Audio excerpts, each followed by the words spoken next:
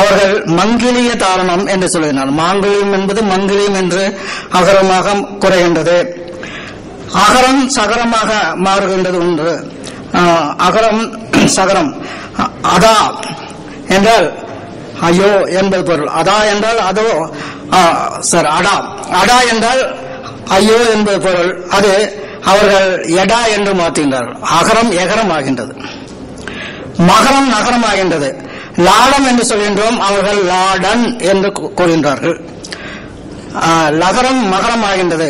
கும்பல் என்று கூறுகின்றோம், அவர்கள் கும்பம் என்று கூறுகின்றார்கள். கும்பல் என்பது கும்பம் என்று மாறுகின்றது. அப்புறம் ஈகாரம் இகரம் ஆகின்றது. வீழ்த்து என்று கூறுகின்றோம், அவர்கள் விழுத்து என்று கூறுகின்றார்கள். வகரம் பகரம் ஆகின்றது. விவரித்தல் என்று கூறுகின்றோம், விவரித்தல் என்று கூறுகின்றோம், அவர்கள் விபரித்தல் பா என்று கூறுகின்றார். விவரித்தல் என்று கூறுகின்றோம், அவர்கள் விபரித்தல் என்று கூறுகின்றார்கள். விவரணம் என்று கூறுகின்றோம், அவர்கள் விபரணம் என்று கூறுகின்றார்கள். லகரம் சாதாரண லகரம் ஆகின்றது. அதாவது கொழும்பு என்று நாம் சொல்கின்ற போது சிறப்பு நகரம் போடுகின்றோம். அவர்கள் சில சமயம் பொது அதாவது கொழும்பு என்று பள்ளம் என்று வருகின்ற அந்த லேட்டரல் ஒலியை பயன்படுத்துகின்றார்கள். ஆழ்வியலர் ஆர் என்பதற்கும் தில் ரா ரா என்ற இரண்டுக்கும் அவர்கள் அங்க வேறுபாடு இல்லை, ஒரே மாதிரி தான் அவர்கள் ரகரத்தையும் சொல்லுகின்றார்கள். தருவாய் என்பது சமயம், நல்ல ஆப்பர்ச்சுன் டைம் என்பது நம்முடைய தமிழ். ஆனால் அவர்கள் அதை தருவாய் என்று அவர்கள் இடையினமாக எழுதுகின்றார்கள். பல சொற்கள் நாம் வல்லின எழுதுவதை இடையினமாக சொல்கின்றார்கள். நாம் சிறப்பு நகரமாக எழுதுவதை அவர்கள் வேறு ரிட்ரோஃப்ளெக்ஸ் நகரமாக மாற்றி எழுதுகின்றார்கள். ஷா என்பது சாவாக மாறுகின்றது. கஷ்டம் என்பதை கஷ்டம் என்று நாம் சொல்வதை கஷ்டம் என்று அவர்கள் மாற்றி எழுதுகின்றார்கள்.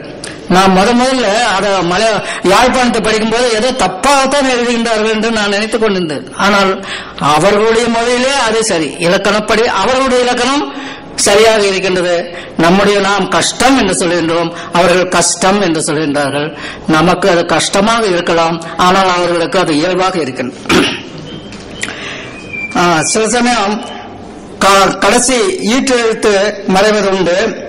ஒரு கால் என்று நாம் சொல்லுகிறோம், ஒரு கால் வாருங்கள் என்று சொல்லணும். அவர்கள் ஒரு கா என்று அந்த நகரத்தை விட்டு விடுகின்றார்கள், ஈட்டு எழுத்தை விட்டு விடுகின்றார்கள். ரா டாவாக மாறுகின்றது. ஒன்று என்பது ஒன்று என்பதை ஒன்று என்று சொல்கின்றார்கள். என்று என்பதை என்று என்று சொல்வார்கள். அன்றைக்கு என்பதை அன்றைக்கு என்று கூறுவார்கள். இன்றைக்கு என்பதை இன்றைக்கு என்பார்கள். என்றைக்கு என்பதை என்றைக்கு என்பார்கள். நன்றி என்பதை அவர்கள் நன்னி என்பார்கள். மலையாளத்திலும் நன்னி தான் வருகின்றது. கால்களை அகற்றி என்பதை கால்களை அகற்றி என்றுதான் கூறுகின்றார்கள். சில பேச்சுவார்களை நாம் அகற்றி என்றும் சொல்லுகின்றோம். துப்புரவு என்றால் தூய்மை, அவர்கள் துப்பறவு என்று கூறினார். துப்புரவு என்று கூறினோம், அவர்கள் துப்பறவு என்று கூறினார்கள். அதை தப்பு என்று நாம் நினைத்துக் கொண்டு அவர்கள் தப்பாக யாழ்ப்பாணத்துக்காரர்கள் தப்பாக தமிழ் எழுதுகின்றார்கள் என்று யாராவது முதலாக படிக்கும்போது நினைக்க தோன்றும். ஆனால் அவ்வாறு தப்பாக நினைத்து விடாதீர்கள். அவர்களுடைய மொழியிலே அது துப்பறவு என்பது சரி. சோம்பல் என்பது சேம்பல் என்று மாறுகின்றது. சோம்பல் என்பது சேம்பல் என்று ஓகாரம் ஏகாரம் ஆகின்றது. சோம்பேறி சேம்பேறி ஆகின்றது. பொம்பளை பிள்ளை என்று நாம் சொல்கின்றோம், அவர்கள் பெம்பளை பிள்ளை அல்லது பெம்பளை என்று கூறுகின்றார்கள். ஆனால் ஒரே ஒரு புறநாடி இருக்கிறது. நாம் பெற்றோர் என்று கூறுகின்றோம், அவர்கள் பெற்றார் என்றுதான் கூறுகின்றார்கள். நாம் தமிழில் பெற்றார் என்று யாருமே சொல்வதில்லை. நான் பல நூல்களை படித்திருக்கின்றேன். தமிழில் 20,000 நூல்கள் படித்துதான் நான் 120 அகராதிகள் எழுதியிருக்கின்றேன். ஆனால் பெற்றார் என்று யாரும் பெற்றோரை சொல்வதில்லை. ஆனால் யாழ்ப்பாணத்திலே பெற்றார் என்ற சொல்லை பயன்படுத்துகின்றார்கள்.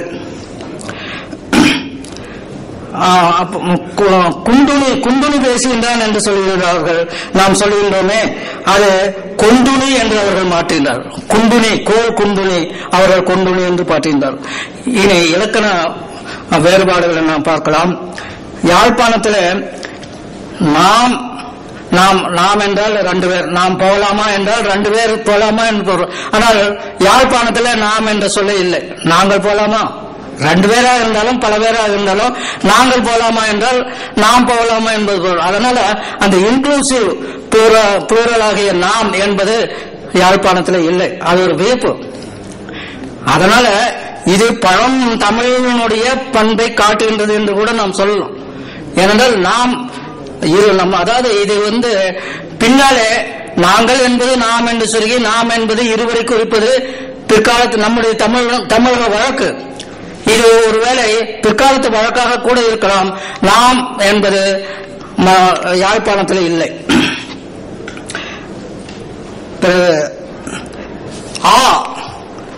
ஆ என்பது தூரத்தில் உள்ள பொருளையும், ஈ என்பது பக்கத்தில் உள்ள பொருளையும், ஊ என்பது நடுவில் உள்ள பொருளையும் குறிப்பது வழக்கம். ஆனால் நம் தமிழிலே சங்க இலக்கியத்தில் மட்டும் சில சொற்கள் உப்பால் உம்பர் என்ற சில சொற்கள் ஊ பெற்றிருக்கின்றது. ஆனால் யாழ்ப்பாணத்திலே ஏராளமான சொற்கள் ஊ என்ற அந்த நடு இடத்தை குறிக்கின்றது. உப்பிடி, உப்பிடி என்றால் அப்படி என்று பொருள். உப்பால் அப்பால், இந்த மாதிரி ஏராளமான உங்கே அங்கே, உவன் அவன். இது அந்த ஊ என்ற சொல்லினுடைய ஆட்சி யாழ்ப்பாணத்தில் அந்த பழந்தமிழ் ஆட்சியை அவர்கள் பெற்றிருக்கின்றார்கள். நான் ஜப்பான் மொழியில் படிக்கும்போது அந்த ஜப்பான் மொழியிலே இந்த அவன் இவன் ஊவன் என்ற 3 வேறுபாடு இருக்கின்றது. ஜப்பானுடைய மொழியும் தமிழ் மொழியும் ஒப்பிட்டு பார்க்கும்போது நம்முடைய தமிழ் கூறுகள் ஜப்பான் மொழியிலே நிறைய இருக்கின்றன. உப்பிடி என்றால் அப்படி, உப்பால் என்றால் அங்கே, உவன் என்றால் அவன், உவள் என்றால் அவள்,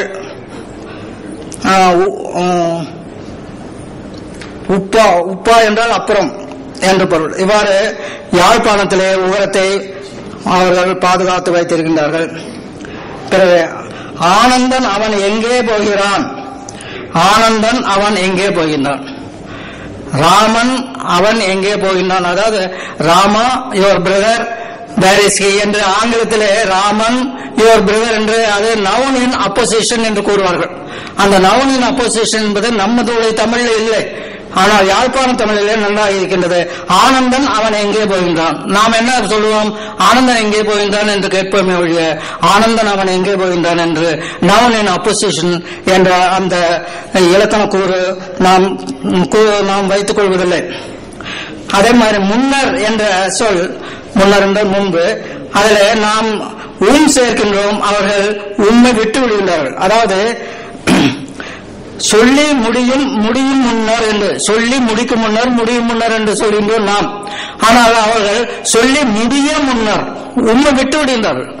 தொடர்ந்து நாம் நூற்றுக்கணக்கான புத்தகங்களை பார்க்கும் போது அவர்கள் சொல்லி முடியும் முன்னர் முடிக்கும் முன்னர் என்று போடுவது இல்லை. முடிய முன்னர் முடிக்கும் முன்னர் என்பது பொருள். எழுந்திருக்கும் முன்னர் என்று நாம் சொல்கின்றோம். அவர்கள் எழுந்திருக்க முன்னர் என்று கூறுகின்றார்கள். இது ஒரு அருமையான ஒரு கண்கார்டு, அதாவது ஒரு ஏய்வு இருப்பதை நாம் பார்க்கின்றோம். பாருங்கள், நான் படிப்பதை பாருங்கள். அவன் வந்தான் என்று நாம் சொல்கின்றோம். ஆனால் நீ வந்தனே, நான் வந்தனான், நான் வந்தனான், நீ வந்தனே, அவன் வந்தான், அவள் வந்தாள், அவர் வந்தார், அவை வந்தன, அவா வந்தா, அவை வந்தவை.